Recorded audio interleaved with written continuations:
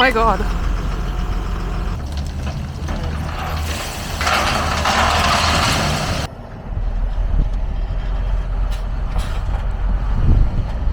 Vern Kyle here. Today I would like to talk about how to avoid rollovers.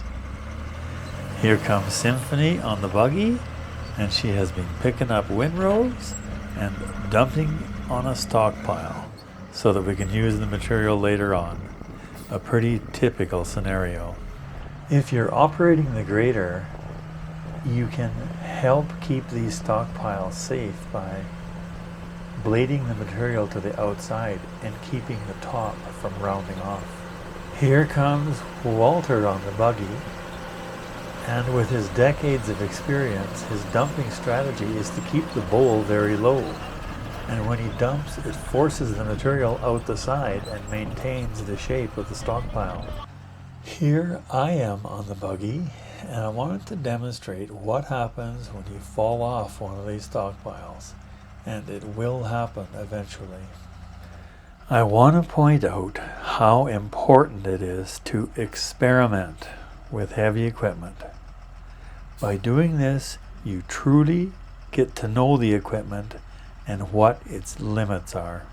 No matter what you are operating, by knowing the limitation of the equipment, you can stay in control when you find yourself in a sketchy situation.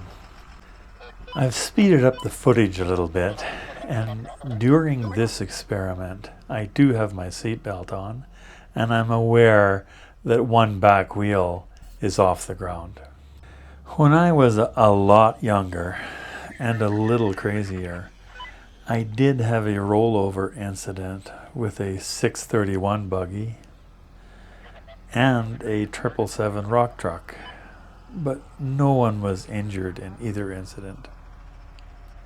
Now here I want to point out what you do not do when you fall off a stockpile with a buggy. If the operator panics, they have a tendency to want to steer the buggy back to the top of the pile, and this is a bad idea. You see, the torque of the driving wheels have a tendency to want to flip the buggy over backwards. And now, on to the next clip.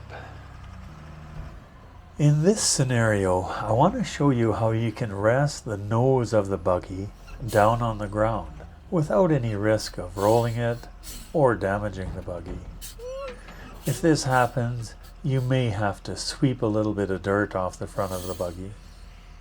Of course, I deliberately dropped the nose of the buggy by applying the brakes. And if I would have kept my forward momentum, all four wheels would have stayed on the ground during this turn. Here comes Todd on the drum. And I wanted to show the drum in this video because it can catch you by surprise in the way that the drum feels completely normal until it goes past center. And then it'll drop like a teeter-totter. Again, I would encourage operators to experiment with this when you have some spare time. That way, when a tricky situation comes up, you're in control instead of in panic mode. Let me tell you how I learned how to drive on icy roads. After a snowfall, I would find an abandoned parking lot and practice sliding around and stopping. I became so confident on driving on icy roads that they don't bother me at all. In fact, they're more like my playground. Here comes Brandon on the combi. We're in the same location. Let's see what happens. These little packers can be dangerous, especially if you don't have much experience. Again, once the drum goes over the edge past halfway, it can drop off quickly without any warning. We call these a combination packer because they're rubber tired packer on the back and a drum on the front. The pad foot packer would react in a similar way. Here's Pedro spotting this end dump truck as he dumps. These trucks are probably at the highest risk of rollover of anything on the site. Once the gravel lunges backwards and the weight comes down to the bottom of the box, the risk is greatly reduced. As a grader operator, you can control the rollover risk by creating a level spot for the truck to dump on and making sure you collaborate with the spotter to stop the truck at exactly the right spot. Shorter boxes are at less of a risk, but if these end dumps exceed about 4% slope, it can get pretty scary. And finally, here I am on the grader, doing a little experimenting. The rollover risk with the grader is actually quite low, because you can hold yourself up with the grader blade. I've put these graders on as much as a 2-to-1 slope, but you usually start sliding so badly that you can't really accomplish much anyway.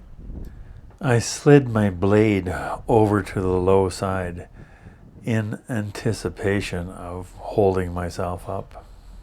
I'd like to remind you that playing around like this is not necessarily a risky thing to do. It's more of a learning experience than anything. Thank you for watching. I hope you enjoyed the almost rollover video. See you next time.